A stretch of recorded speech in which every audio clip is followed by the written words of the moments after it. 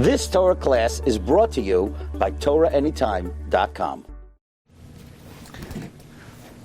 Okay, welcome everyone. Bruchim Habayim. We continue on in the Orchos Chaim of the Rosh. We're going to study today the fifth letter of the Rosh, and that is V'chein min harachilas. Just if we just pause for a moment in letter number 4, Ois Daled, where the Rosh said one should distance oneself from Leitzanos. Rav Goldberg brings about the tremendous kayak of Leitzanos. In Bereshis Rabbah we find on the pasuk that Yitzchak said to his father, "Dad, where is the sef for the oila?" And Yitzchak said, Elokim yira loy hasebeni. In other words, God will show us the seh, and if He doesn't, you're it. Why did Yitzchak ask, where is the seh? Doesn't the pasuk say earlier that Yitzchak went with Emunah Shalema, and Yitzchak was going yachdav zeh la'akoid v'zeh li'akoid, that they were both going together to mekayim the mitzvah of Mesiras Nefesh al Kiddush Hashem? So if they were both equally prepared to do the mitzvah of to mekadesh Shem Shamayim, then why is it that Yitzchak's asking his father, "Hey Dad, where is the seh? Where are we going?" It almost seems like Yitzchak had a change of thought. And in fact, the Medrash says Yitzchak momentarily did stop and question whether it's kedai to go through with the Akedah. And the reason why Yitzchak had such a change of heart is because the Medrash tells us that the Satan tried to dissuade Yitzchak through words of Leitzanos. That is, the Satan said to Yitzchak, "Yitzchak, if your father kills you, who's going to get all your toys? Yishmael is going to yarshin all your toys. He's going to yarshin all of your clothing, all of your tachshitin." In other words, the Satan tried to get Yitzchak to stumble and to trip up through words of Leitzanos. And in the Sefer Chachma Umusar, he points out, from here we see the great kayak of Leitzanos. Here you could have someone who's reached the highest possible madrega.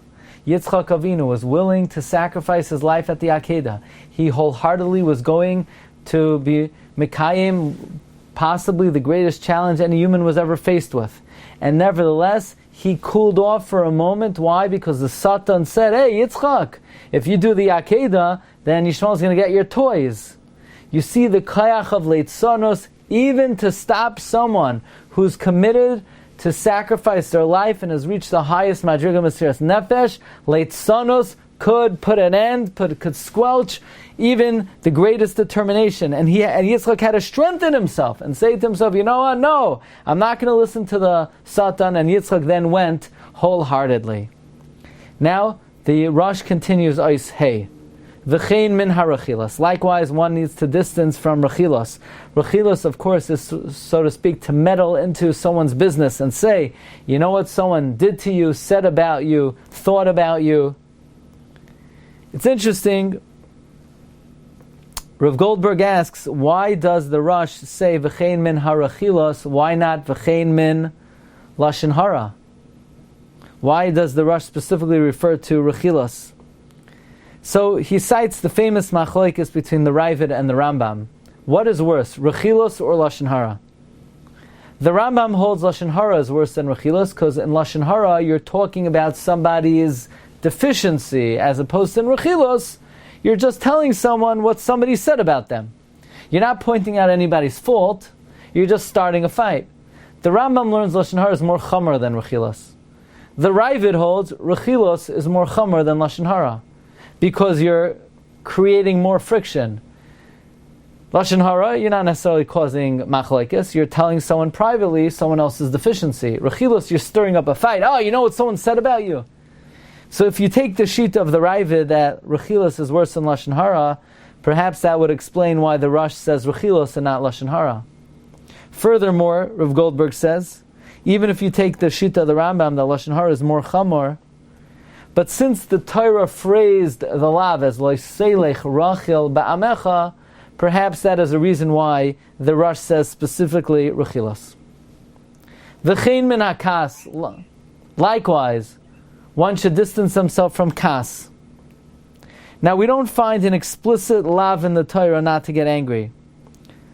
But the Rambam tells us, Kol hakoyes keilu oived avodah zarah. Anyone who gets angry, it's as if they worship the idols. Now, that's a very difficult statement of the Rambam, because nowhere in all of Talmud, Bavli, Yushalmi do we find any source that anyone who gets angry, it's as if they worship the idols. We find in the Gemara that anyone who breaks kalim in their anger or tears garments in their anger, it should be considered as if they worshipped idols. But nowhere does it say that anger by itself is like idolatry. And yet we do find the Zohar HaKadosh says, Kol hakoyes keilu oived avodah zarah. And it is suggested that even though the Rambam did not have the Zohar, the Rambam must have had early midrashim that are no longer extant, and in these midrashim it must have said, similar to the Zohar, Kol hakoyes keilu oived avodah zarah. Now, the question, Rabbi Say, is, since normally we say kas is a offshoot and a product of gaiva, as we know, the Svarim tell us that someone whose heart is nishbar v'nidke will not get angry. So if kas is an offshoot of gaiva, why doesn't the Rosh group kas together with gaiva? He should start off the sefer l'hisrachik min hagaiva umin hakas. Why is kas all the way at the end? It's the last midah mentioned. So Rav Goldberg offers a few possibilities. He says gaiva, on the one hand, is in a person's heart and mind, which is the mishkan of the neshama. So that's the greatest pagam. Then it mentions flattery and sheker, which are averos of dibur, and then kas is, so to speak, an avera of the dam. The blood is an avera of the physical sense, which is, so to speak, a lesser avera than being poigem in your neshama. Or, Rav Goldberg suggests that it could be that because the Gemara says, Kol hakoyes, kol minei gehenim sholtem ba, a person who gets angry, he realizes the severity of it sometimes.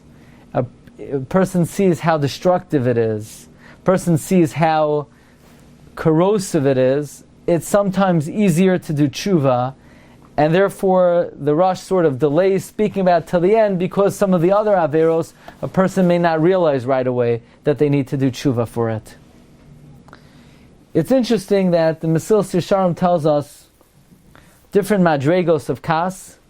He says a very noble madrega is someone who it's hard for them to get angry, and even when they do get angry, their anger only lasts a brief second until their seichel kicks in, because Mesilas Yesharim says that kas is a natural feeling. A person is naturally aroused to anger, and then the kas, and then the seichel comes and sort of kicks in and helps a person overcome the kas.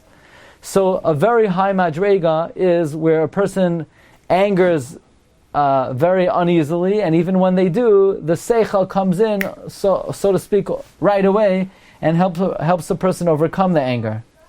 But that's not the highest madrega of kas. The highest madrega was madrega of Hillel, where he wasn't makbid on anything.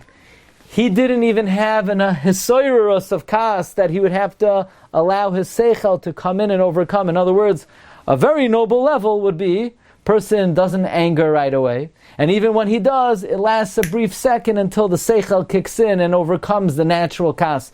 But that's not the highest madrega.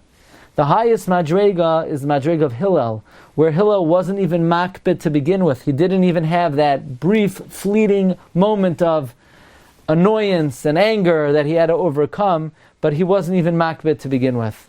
Halavai HaKadosh Baruch Hu should give us the siyata d'shmaya to reach the madrega of Hillel, where things are not, we're not even makbid about things that are of annoyance. And may HaKadosh Baruch Hu help us overcome all of these midos, all of these 6 things we learned so far, to keep away from, number 1, kas, number 2, chanifos, number 3, sheker and kazav, number 4, leitzanos, Today we learned number 5 and 6, Rechilus and Kas. Bez Hashem, pick it up next time, 7 and 8. Wishing everyone a wonderful day, and bracha v'hatzlacha, and kol tov sela. Have a good day. I ask a question now? Yeah. You've just experienced another Torah class brought to you by TorahAnytime.com.